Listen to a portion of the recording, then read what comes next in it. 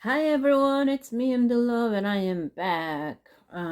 Yes, I took a little bit of a break. We had a holiday, and it was really fun. We celebrated Passover, um, and it was really a great time with the family. And I got to rest a little bit, and now I am back to do this podcast 3 times a week. And if you've listened to my last audio message, I told you that we're gonna have an episode on, yeah, that's the laptop opening.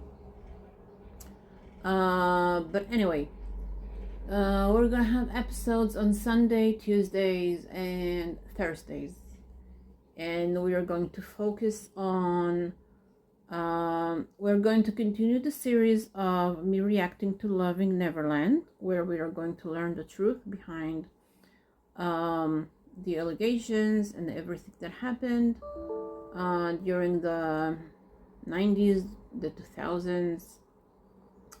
And then on Tuesday, we are going to learn about Living with Michael Jackson, the Martin Bashir documentary, where Bashir really twisted everything that MJ said. And we are basically going to focus more on MJ, not at all on Bashir. I was thinking to skip his voice and not to hear him at all, but that's not really possible because we need to hear the questions that Michael is answering to, okay? So we're gonna hear him a little bit. I will skip the parts where he's giving his opinions on what's going on, which, basically all those little manipulations he did, trying to convince the public that Michael is this weird guy or whatever. I will skip that. So that's Tuesday. And on Thursdays, we're gonna have an episode that is called Chit Chat. We're just gonna talk about random stuff that are happening in the fandom, things that I've seen on social media. I will give my opinions on stuff. I will share all kinds of stuff with you. It's gonna be just this random chit chat, nothing planned, nothing just a regular podcast episode like I used to do. Okay, so 3 times a week. Prepare yourselves. And today we will continue our Loving Neverland series. I don't remember exactly where we stopped last time. I'm not watching this before I'm recording because I want my reaction to be raw and real, so I don't watch anything. So when was the last episode? Like 2 weeks ago, over 2 weeks ago. So yeah, I don't remember exactly where we stopped, but we are going to remember where we at together. Okay, so get your popcorn ready, your drinks, and let's start, or actually continue, the series of me reacting to Loving Neverland. Ready? By the way, do you like this banner? I don't know, I just felt like I should create a special one for each episode. I created one for this, Loving Neverland. I created one for the Living with Michael Jackson, the Tuesday episode, and I created one for the Thursday episode, the Chit Chat one.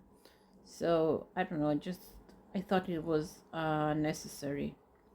Do you like the design? If you do, let me know. Use the comment section.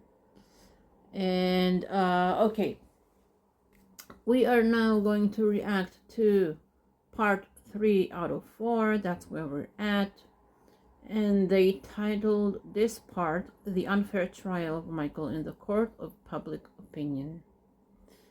Okay, so from what I'm seeing, we are going to talk about, I guess, the trial, maybe the little bit before the trial, the arrest, I don't know.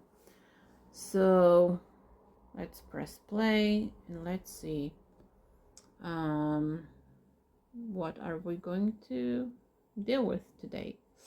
As usual, it's not going to be easy and yet necessary. That's again my laptop. I'm sorry. Okay, let's continue.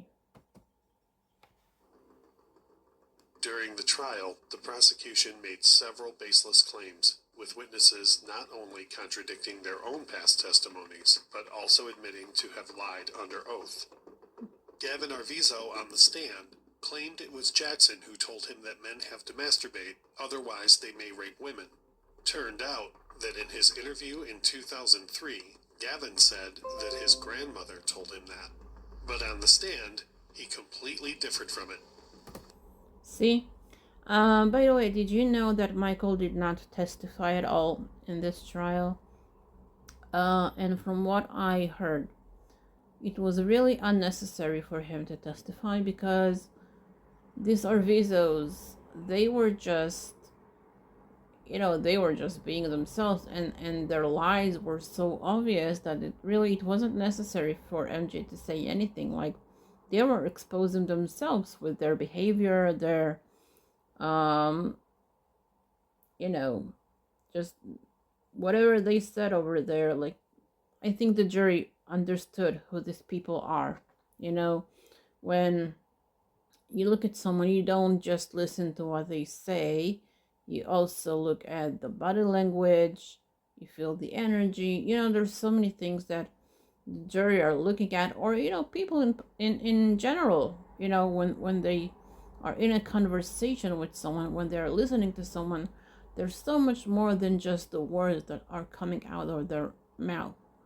So I saw an interview with the jury after the trial, and they said how there was a time when the mother, Janet Arvizo, was snapping her fingers while talking, and they really didn't like that. And which tells you that body language is so important when you are testifying. And also, not to really compare, but if you like me watched the Johnny Depp trial with his crazy ex-wife, or as I call her, the psycho Barbie, her looking at the jury the entire time, just kind of staring at them, that was really uncomfortable. I mean, I felt very uncomfortable with that. I wonder how they felt. I mean, I don't need to wonder how they felt, because it was obviously uncomfortable for them. So, as I said, body language when you're testifying is very important. So it wasn't just what they said, it was how they said it. And of course, Michael having this great lawyers, both of them were really great, and they managed to prove that, they were really just making up stories. And of course, the media did not report that. Like when they said on trial that Michael showed this porn magazine to the kid, that's what the media said. He showed him this. They didn't tell the public that Mazzaro actually proved that it was complete nonsense, that he showed him a magazine from a different date, from somewhere long after they were no longer part of MJ's life.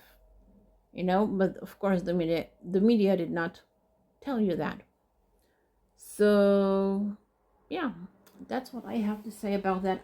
You know what, I had so many thoughts that I wanted to share with you while I was on a break, but maybe I'll do it while we're learning the facts of what happened. Okay, let's move on.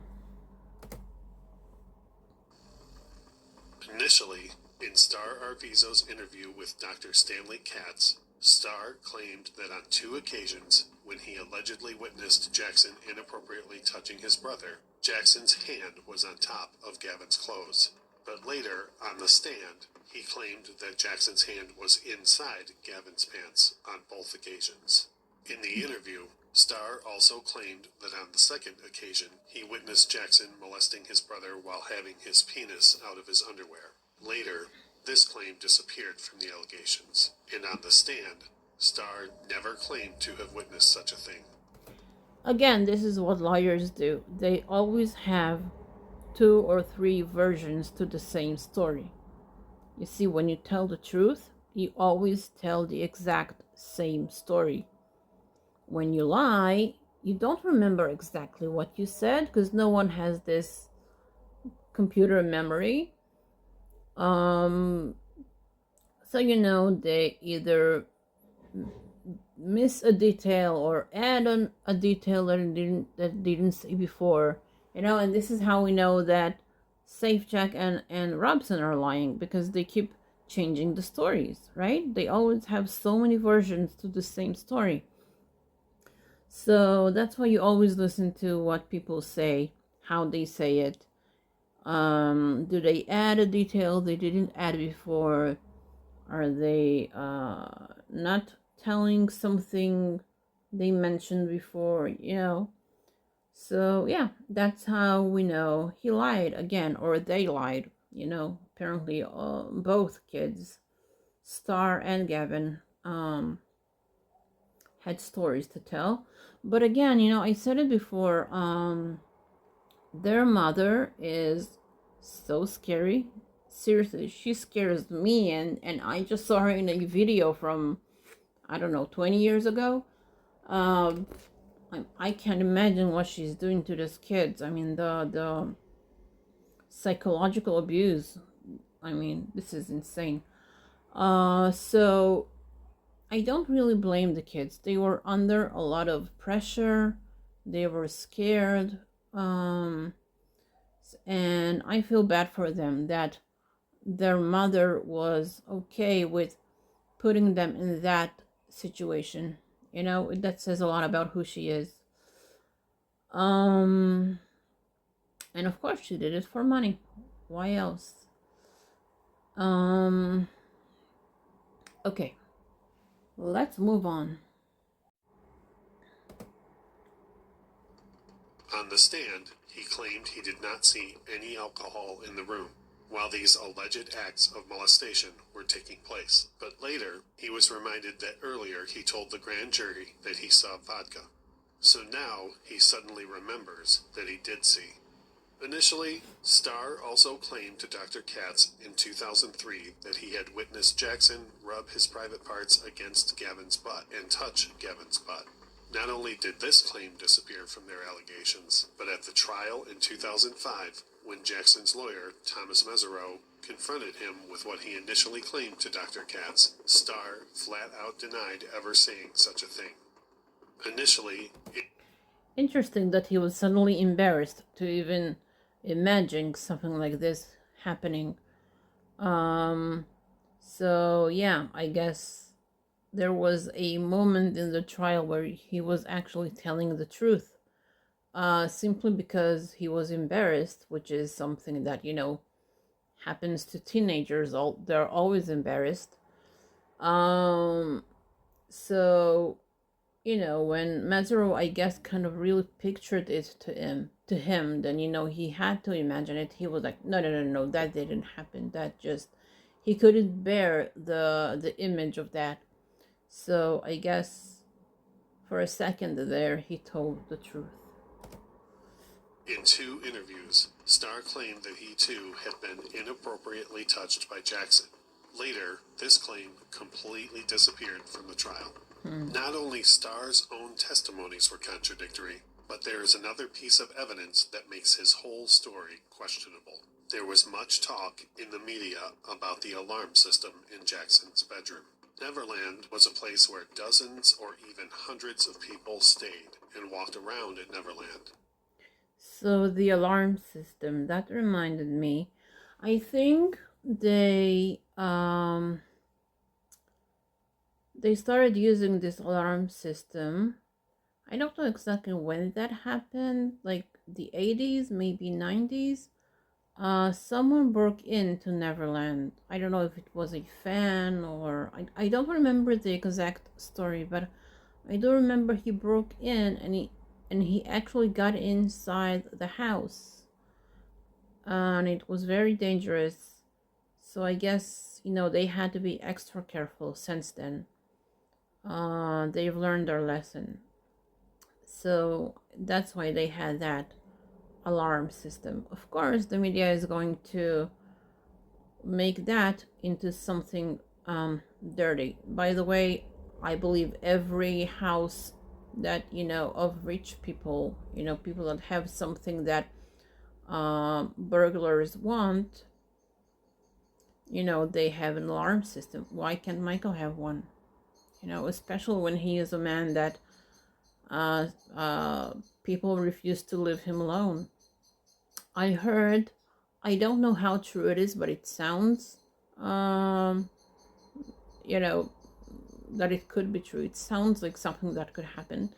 That people would just land in Neverland, with parachutes. People would come and just, because I don't know if it was paparazzi or fans, but they wanted to just come to Neverland through a parachute, because you couldn't get in there, with the fences and whatever. So people wouldn't leave him alone, and he had to be safe in his own home. So, but then again, the media will make anything in MJ's life dirty and twisted and whatever.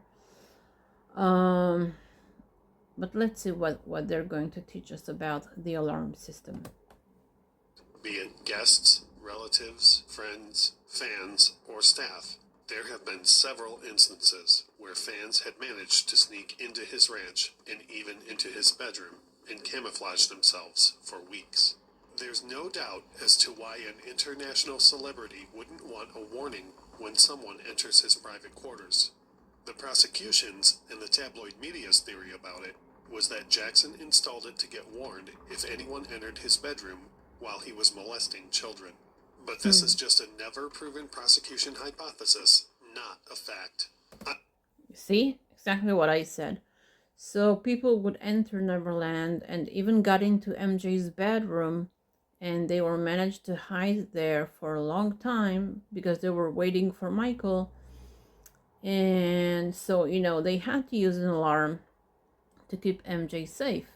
But of course, the media turned it into something dirty, and they told the world that the reason Michael has that alarm system is because in case he is in the middle of molesting a child and someone comes in, then he will know about it. Who's really the dirty one now that we know the truth? Who really has this twisted mind or imagination, whatever you want to call it. Okay, let's move on. Ironically, this alarm system that the tabloid media often tries to use to incriminate Jackson blew another hole in Star Arvizo's story. How come Star Arvizo was able to walk into Jackson's bedroom and observe the molestation 2 times without Jackson hearing the alarm and noticing him?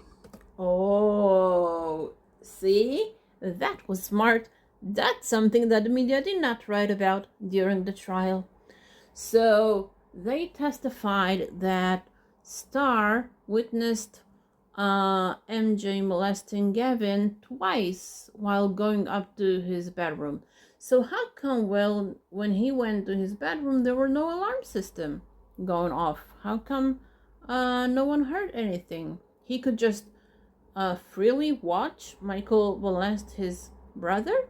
And why do you stand there and watch your brother being molested and you don't just walk into the room and ask what's going on? You see, their stories don't make sense. Like, who goes into a room and looks what's going on there, and he sees that something bad is happening and not to do anything about it. I don't care how old you are. If you understood that it was a bad thing, it was a wrong thing, why didn't he stop it? And why was no alarm set off? See? There you go. This is how you find holes in liars' stories. Okay, let's move on. So what, Michael Jackson didn't hear this alarm go off and just continued to molest this sleeping boy while someone else walks in? When Starr was asked about it, he claimed that it was not audible upstairs because the door at the bottom of the stairway was closed. Jackson's defense team did an alarm test, and the video of it was presented at Jackson's trial as evidence. That proved that the sound of the alarm was loud and clearly audible in the upstairs portion of Jackson's bedroom, where the alleged molestation happened. See, so he was claiming that there's no way Michael could hear it in the bed. I mean, the whole point of the alarm system is for Michael to hear it. If there is a danger, he can go and hide, you know? So for him to claim that, it's stupid. And, but again, you know, they are children and they have been guided to say those things by their monster mother. And you know, so there's a part of me that feels bad for those kids.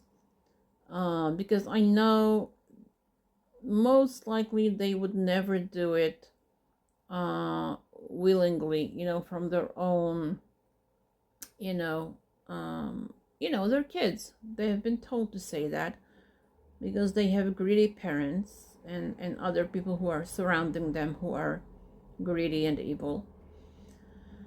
But yeah, this is why we have trials, you know, so we can hear both sides.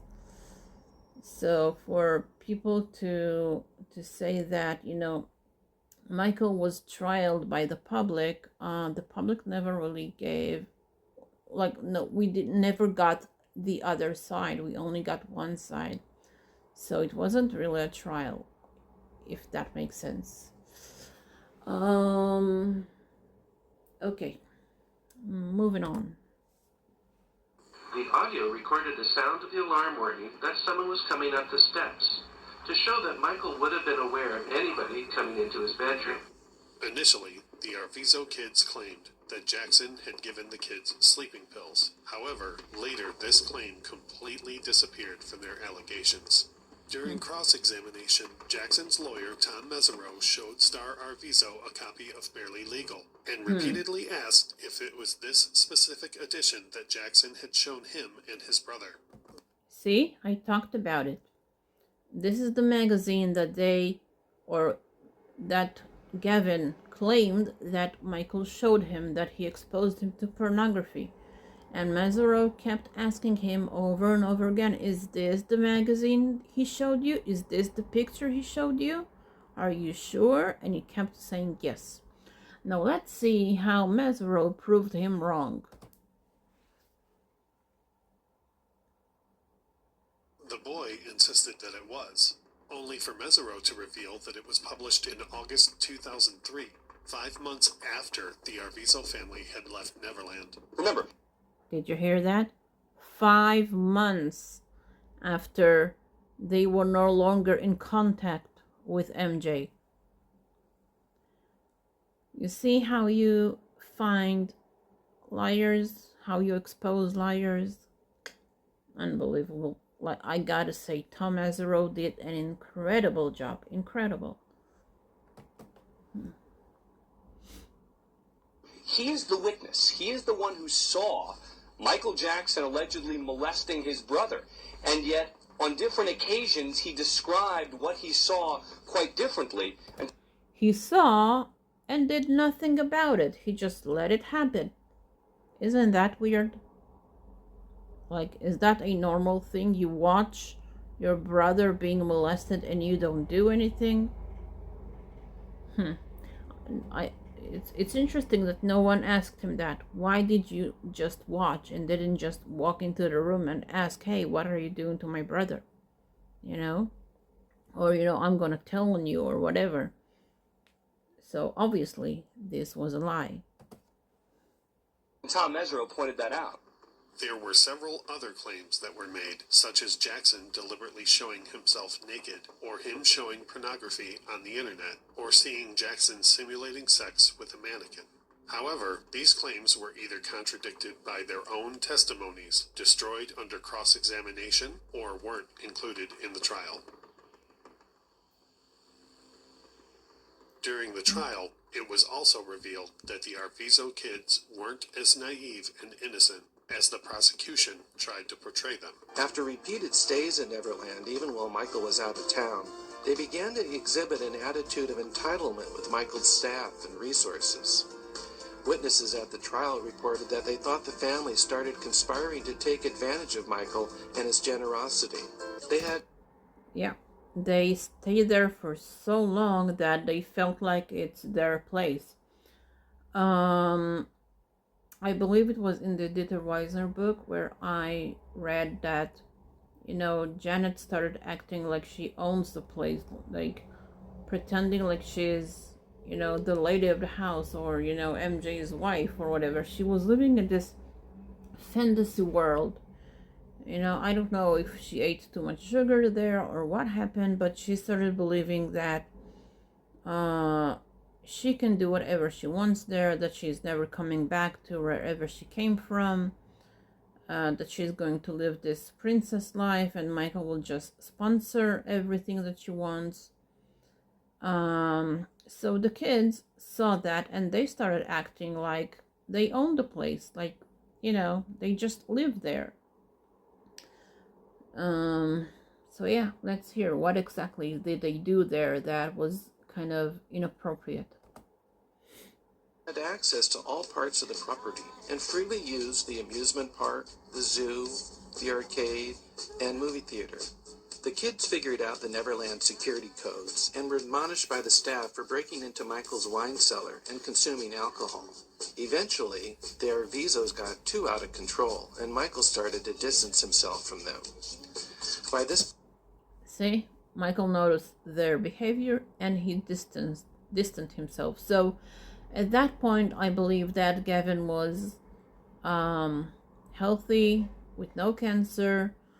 So why is he still there? And where was their mother when they were drinking and doing whatever? Like, why isn't she watching, like, the boys? Doesn't she know how boys behave? Like, what was she planning on doing? Like, let them behave however they want and just blame MJ for it, or the staff, or whatever? Because learning of narcissistic people, it's never their fault. Nothing is ever their fault. So who was she blaming for that behavior? Not herself, that's for sure. Anyway, probably while they were going crazy and touching everything and going everywhere and drinking alcohol, she was probably just acting like, maybe she wasn't even in Neverland. She went to do her hair, which Michael paid for. She went to, I don't know, do her nails maybe, and maybe she bought clothes with his credit card. Who knows what she did, while those kids were acting wild. So yeah, crazy, dysfunctional family. Really dysfunctional family. Crazy people. Point, they were charging thousands of dollars of luxuries on Michael's account. Several people, including Neverland employees and Jackson's relatives and friends, revealed their unruly behavior during their stay at Neverland. Carol Lemire, Michael's former hairstylist, knew the Arvizos independently for years before they even met Jackson. She stated that the Arvizo kids had serious behavioral problems. She recalled an occasion in a restaurant where Starr tried to pick up the waitress by offering her a $5 tip. Then Starr demanded the waitress's phone number and became vocally angered and irate when she refused, demanding his money back. Wow, okay, that's interesting, that connection. Maybe that's another reason why Michael decided to help them, because she knew them. But if she knew them as rude and inappropriate, why didn't she warn him before. Maybe she didn't know. Maybe, I don't know. I don't know if she was in MJ's life every day. That's an interesting part of the story.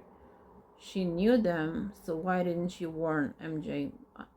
Yeah, interesting. She told the investigators that Devlin even told her stories about their mother physically abusing them, forcing them to shoplift, and making them tell lies about their father David sexually molesting Devlin. Devlin even told Lemire that Jackson was going to buy her family a house. Wow, did you hear that? She's using sexual molestation on everyone. She's now telling her boys to lie that their father, their biological father, is molesting their sister. So she's just teaching them how to be scam artists. Wow, that woman is just, I'm sorry, she is pure evil. She is pure evil. And what can I tell you? It's crazy, just an absolute crazy. This entire family, they're just a family of scammers. Insane. After questioning her, Devlin implied that her mother Janet was going to blackmail Jackson, forcing him to buy them a house. Shortly after that, Lemire called Eve Tavisky and told her to get Michael away from the Arvizo kids. She described the children as trained con artists. See? Trained con artist. What did I tell you? Oh, okay. This whole story is crazy. And of course, we have to share those stories because this is, again, something the media will never tell you. All those details, they will never tell you. Because once you understand who are the accusers and how bad they are, you will see that there's no way Michael did those things. You know? So they were always focusing on MJ and never told the story of the families and the people who are accusing him of those things. It's on us, the fans, to bring you those facts, to bring you the other side of the story. There is never the other side of the story with the media. Never. Thank God for the fans. Seriously. Jackson's young cousin Rijo testified at the 2005 trial that on one occasion he saw the Arvizo boys watching an adult program on TV with nude women and starting to masturbate under the sheets.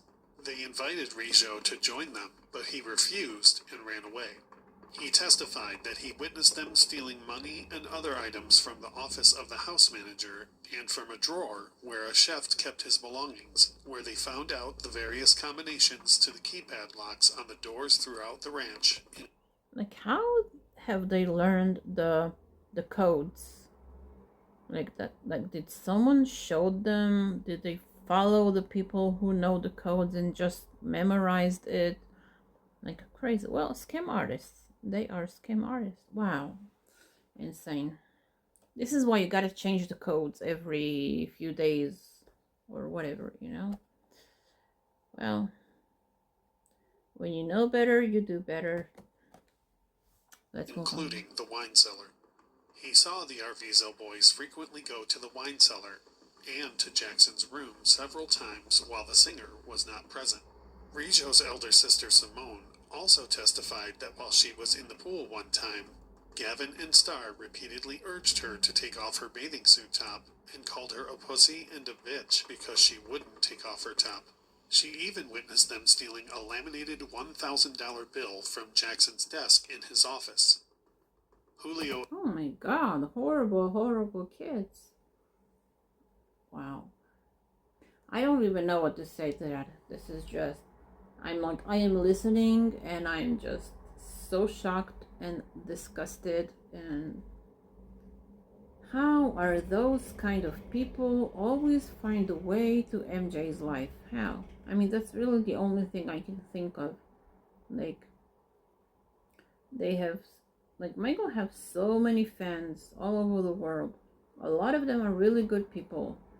and they just want to enjoy Michael, and spend time with him. They have like the purest intentions, and yet somehow those kind of people find a way to get close to MJ, and they spend time at his house, and they steal from him, and they accuse him of horrible things, and they are just willing to destroy his life for money and what. Oh my god. Crazy. Okay, let's listen. Let's continue. Avila, a Neverland employee, stated that he found the Arvizo boys to be troublemakers and behaved as if they owned the place. He stated that both Gavin and Star spat at him and other employees while on the rides. They would also drop their shoes from the top of the Ferris wheel. Once, they even dangerously started a ride by themselves. He said he observed Star Arvizo writing the words, "You suck dick," on a wall in one of the control rooms in the park. And he also witnessed Star bringing in pornographic magazines into the park and hid them in various places, including the control box of the park stereo and on the rides. Wow. See? Oh my god, those people are crazy. They have like zero, like, what was their mother doing when they were behaving like this? How did she explain that behavior? What could you say? Boys will be boys, like, or you are like really. You know what? I don't even want to comment on those things. I think it's just important for you guys to listen to this, to understand who they are, and and how comfortable they felt in Neverland. This wasn't the place when they were molested, and they were very, very comfortable there. And by the way, we keep hearing that Michael wasn't there so much. He was, I don't know, I guess in different countries or cities, or I don't know. He was barely there. So I wonder how they behaved when he was there, and how often people reported to him exactly what's going on there. Crazy. I don't know if they've said it already. Maybe I haven't noticed. But like, how long in total they were there? Like months, a year? I don't know. Let's see. Maybe they will mention it at some point. And being asked, Star told him he brought them from home. Maria Gomez testified at the trial that she saw adult magazines in Star Arvizo's backpack while she was once cleaning the guest unit where they stayed. Kiki Fournier, an ex-employee, testified as a prosecution witness that Star Arvizo once pulled a knife on her in the kitchen. Oh my God. In an interview with the sheriff's investigators, Louise Lankar stated that she wrote a check of $20,000 to the Arvizos to renovate a sterile room, but later learned that the family had only paid the contractor $800 for the renovation. She stated that the Arvizo family was out of balance, and that she felt that the kids collaborated in what their mother was saying. She stated that this family can be as wacky as they want to be, and that she knows that Janet is unbalanced and totally bipolar, and that she needs to see a psychologist. So, yeah, people have noticed that they are completely crazy. They feel way too comfortable in Neverland. They feel like they own the place. And they basically took advantage of the fact that Michael was soft-hearted, and they thought that they just have permission to do whatever they wanted.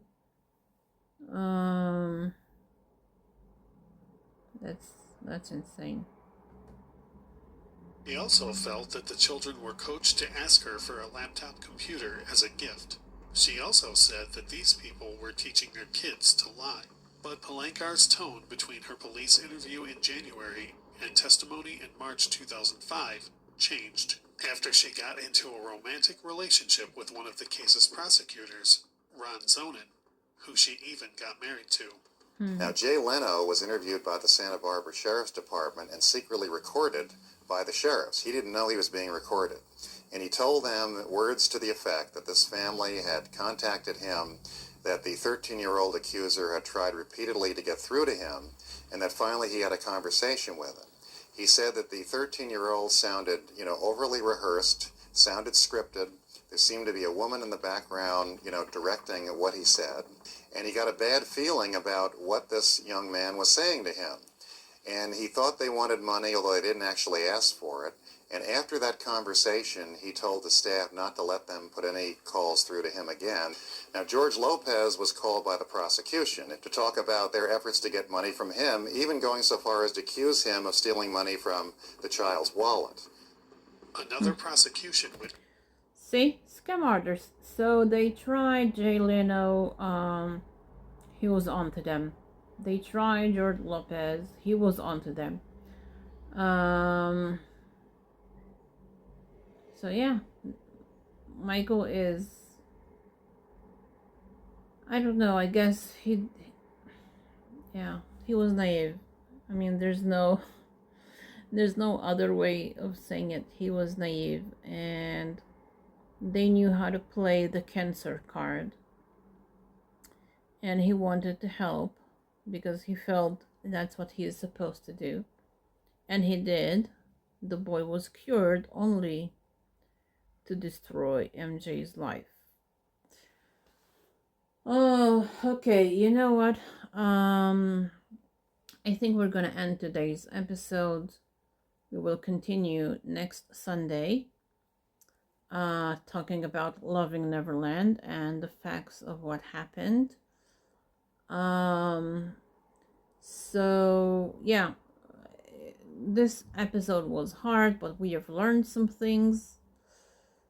So yeah, we're gonna talk about Loving Neverland every Sunday, and then I will be back this Tuesday, and we will be talking about Living with Michael Jackson, with a documentary with Martin Bashir, another scam artist.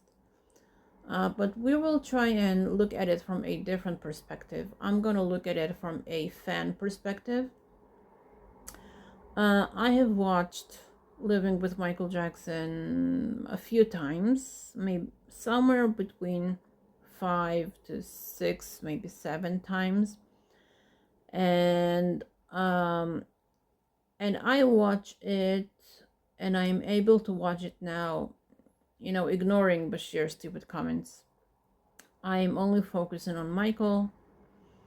I think he was absolutely amazing in that documentary. In spite of what Bashir tried to make of it, this documentary is amazing because Michael was never this open before. He really showed us his world. He showed us himself, like every part of him. And I think it's an amazing documentary that shows you who Michael really is. And as I said many times, when you learn who Michael really is, then you learn that, the character that the media created just can never be true. So that's Tuesday. And then again on Thursday, we're just going to have a chit chat about whatever I find on social media, some ideas that I have, a chit chat. I don't know. I don't need to explain what a chit chat is. So, thank you guys for being here. I'm glad to be back. I'm glad to do this. And I'll talk to you Tuesday. And of course, use the comment section. Let me know what do you think of today's episode. And if you have questions, ideas, whatever, share them in the comment sections. And I will talk to you Tuesday. Until then, keep Michaeling.